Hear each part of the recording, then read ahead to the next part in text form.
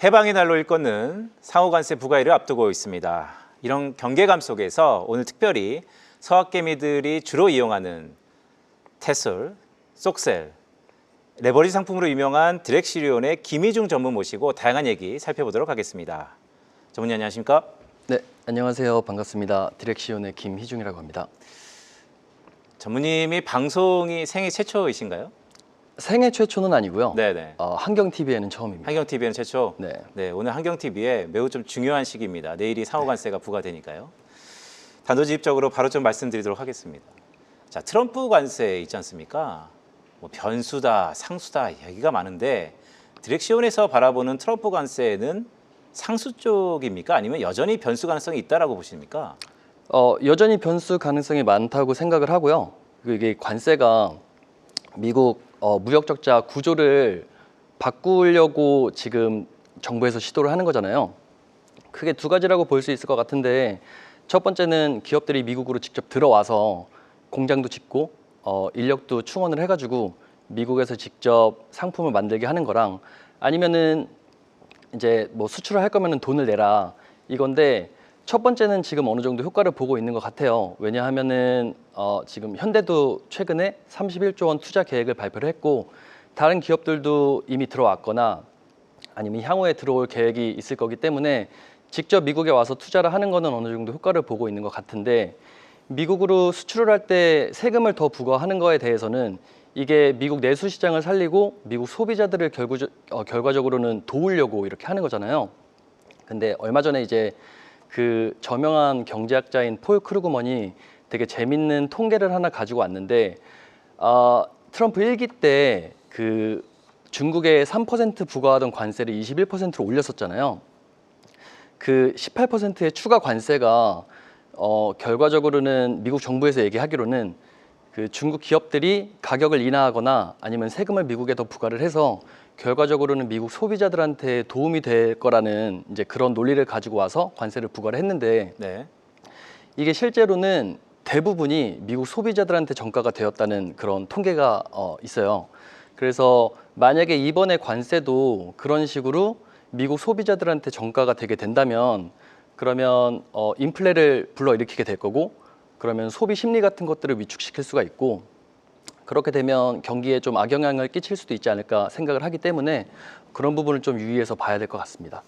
네, 전문님 말씀 쭉 들어보니까 결국 트럼프 1기를 복귀해 보면 미국의 관세, 즉 트럼프의 관세는 돌고 돌아서 결국 미국 소비자들한테 악영향을 끼쳤다라고 저희가 정리할 수 있을 것 같은데, 전문님 최근에 미국의 스태그플레이션 얘기도 좀 많이 나오고요. 경기 침체 용어도 자주 나오는 듯한 모습입니다. 증시 불안에 대해서는 어떻게 생각하고 계세요? 증시 불안에 대해서는 그 요즘에 이제 말들이 많이 나오는데, 일단 그걸 바라보는 리테일이랑 기관 투자자들의 대처가 굉장히 다른 것 같아요. 일단 기관 투자자들 같은 경우에는 그 위험 자산에서 돈을 빼서 안전 자산에 투자하는 그런 패턴이 많이 보이고 있는데, 그래서 금값은 뭐 연일 최고치를 찍고 있고, 트레저리 시장에도 최근에 자금이 많이 몰렸고, 엔화 같은 경우에도 증시 변동성이 심해지면서 좀 올랐다가 최근에 주춤하는 모습을 보이고 있는데, 이런 식으로 안전자산에 돈을 투자하는 그런 패턴이 좀 많이 보이고 있다면, 반면에 리테일 투자자분들은 딥바잉, 그러니까 저가 매수세가 많이 보이는 것 같거든요. 그래서 이런 부분에서 조금 차이가 있는 것 같은데, 증시 불안이나 경기 침체 이런 것들을 얘기할 때 이런 얘기가 많이 나오면 나올수록, 원래 공포가 공포를 조장하니까 이런 얘기가 많이 나올수록 펀더멘털을 좀 봐야 되는 것 같은데, 그 펀더멘털을 얘기할 때 가장 중요한 지표 중에 하나가 크레딧 스프레드인데요. 크레딧 스프레드가 이제 벌어지면 기업들 디폴트 될 확률이 높아진다라는 얘기니까 펀더멘털이 좀 안 좋아진다라고 얘기를 할 수 있는데, 최근에 관세발 변동성에도 불구하고 크레딧 스프레드가 뭐 인베스트먼트 그레이드가 됐건 하이힐드가 됐건 굉장히 안정적이었거든요, 사실. 그래서 그런 부분으로 봤을 때 아직 기업들 펀더멘털에는 영향이 많이 없지 않나, 그렇게 생각을 하고 있습니다. 네, 말씀을 좀 복귀해 보면 크레딧 이슈, 즉 기업들의 신용 이슈가 아직은 지난 위기들에 비해서는 낮은 수준이기 때문에 경제 펀더멘털은 뭐 괜찮다 이렇게 말씀 주시는 것 같은데, 아까 말씀 중에 딥바잉, 즉 바이 더 딥 얘기도 잠깐 주셨어요.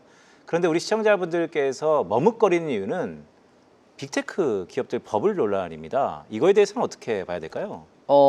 빅테크 버블을 우리가 얘기를 할 때 보통 2000년대 초반에 있었던 닷컴 버블이랑 비교를 많이 하는데 그때랑 지금 되게 많은 것이 다르거든요. 예를 들면은 그 P 레이쇼라고 해가지고 우리나라에서는 PER이라고 많이 부르는 그 매트릭이 있는데 그거를 이제 24개월 선행 지표를 보면은 닷컴 버블 시절에 50배 넘게 치솟았었거든요. 50배요. 네, 근데 저번 주를 기준으로 봤을 때 맥세븐이랑 테슬라 정도로 합쳐놓고 보면은 23 정도로 찍혔던 걸로 제가 기억을 하는데 그것도 테슬라가 굉장히 높아요. 그래서 테슬라를 제외하면은 20배 초반 정도로 나오기 때문에 그 2000년대 닷컴 버블 시절과 비교해서 수익에 비해서 가격이 그렇게까지 뻥튀기가 된 거는 아닌 것 같다라는 생각이 들고 그리고 그때랑 비교해가지고 기업들 펀더멘털이라든가 아니면은 재무제표라든가 이런 것들이 전반적으로 훨씬 건강하기 때문에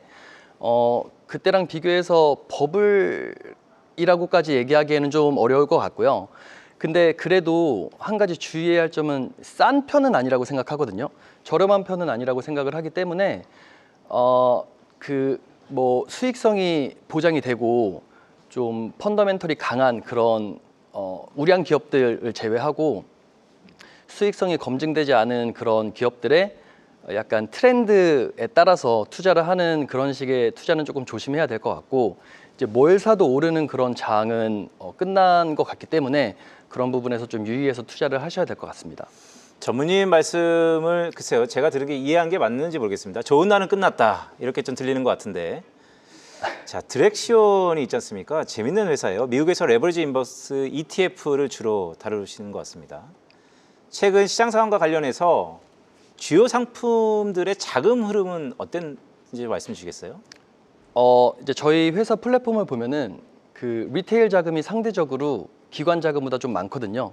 그러니까 리테일 자금이 한 75% 정도 되고 기관 자금이 한 25% 정도 되는 걸로 저희가 파악을 하고 있는데 그래서 저희 플랫폼만 보면은 딥바잉, 그 저가 매수세가 상대적으로 많았어요. 그래서 가장 인기 있는 이제 반도체 지수 레버리지라든가 테슬라, 엔비디아 관련된 이런 상품들 같은 경우에는 조정이 있을 때마다 설정 물량들이 꽤 있었고요. 그래서 저번 주 수요일부터 금요일까지도 그 반도체 지수가 계속 조정을 당할 때마다 큰 설정 물량들이 들어왔었고 테슬라 같은 경우에는 지난 2주간 거의 지속적으로 계속 설정 물량이 있었어가지고 저번 달만 놓고 봤을 때 거의 한 2조 원 정도 순 매수 순 설정이 있었거든요. 잠시만요. 이 부분 되게 중요한 것 같은데 주가가 많이 빠졌는데 그만큼 자금이 대규모로 유입됐다라는 얘기 아닙니까? 네, 맞습니다. 그러니까 주가가 빠지면서 전체적인 펀드의 AUM은 줄어들지만 순 이제 설정되는 신규로 설정되는 그런 물량만 봤을 때는 계속 딥바잉 그 매수세가 있었던 걸로 보여지고요. 엔비디아도 마찬가지고요. 근데 반면에 S&P 500 레버리지 같은 경우에는 환매가 좀 더 많았거든요. 그래서 이런 시장을 바라보는 뷰가 조금씩 달랐던 것 같고 이제 전체적으로 설정 우세였던 그런 섹터들 같은 경우에는 소형주, 테크, 금융 이런 것들이 전체적으로 설정이 좀 우세했었던 최근이었고 반대로 이제 환매가 우세했던 것들은 금채굴 기업들이 사실 최근에 그 퍼포먼스가 되게 좋았거든요. 그럼에도 불구하고 환매가 좀 우세였고 그리고 중국, 팔란티어 이런 것들을 위주로 환매가 좀 우세였던 최근이었던 것 같습니다. 알겠습니다. 자, 마지막 질문을 좀 드려야 될 것 같습니다. 저 개인적으로도 매우 중요한 질문인 것 같은데 디렉시온에서 생각하는 향후 성장 산업이 어디입니까? 왜냐하면 디렉시온에서 다양한 상품들을 출시하니까 향후 성장 산업이 어떤 것이냐에 따라서 우리 시청자분들도 미리 그래도 가늠할 수 있는 어느 정도 힌트가 될 것 같은데 어떤 게 있을까요? 향후 성장 산업, 그러니까 저희는 이제 ETF를 만들고 시장에다 배포를 하는 그런 역할을 하기 때문에 저희가 생각했을 때 가장 중요한 거는 투자자분들이 어딘가에 투자를 하고 싶으실 때 그와 관련된 상품을 갖추고 있는 거라고 생각을 하거든요. 그래서 이제 시장 공부를 계속 하면서 투자자분들이 어느 쪽에 관심이 있으신지 그리고 한국 투자자분들의 동향도 저희가 굉장히 유심히 보고 있거든요. 투자자분들께서 관심을 가지시는 그런 쪽에 최대한 빠르게 상품을 내어놓는 게 가장 중요하다고 생각을 하고 있고 이미 공시가 된 자료긴 한데 저희가 최근에 한 70개 조금 넘는 그런 상품을 한 번에 그 미국 SEC에다가 인가를 받았어요. 그게 이제 저희가 그렇다고 해가지고 이걸 한 번에 다 시장에 푸는 건 아니지만 그런 식으로 그 새로운 상품에 대한 아이디어를 계속 내고 있고 이런 것들을 시장에 연관된 상품들을 지속적으로 출시를 할 계획이기 때문에 이런 것들을 유의 깊게 봐주시면 좋을 것 같습니다. 네, 이미 증권선물위원회에 70개 정도의 상품을 신청했다라는 말씀을 주셨습니다. 지금까지 도움 말씀에 김희중 드레시온 아시아 사업개발 전무였습니다. 전무님 고맙습니다. 감사합니다. 계속해서 다양한 경제 이슈를 알고 싶다면 구독과 좋아요, 알림 설정 부탁드립니다. AI 캐스터 권미정이었습니다.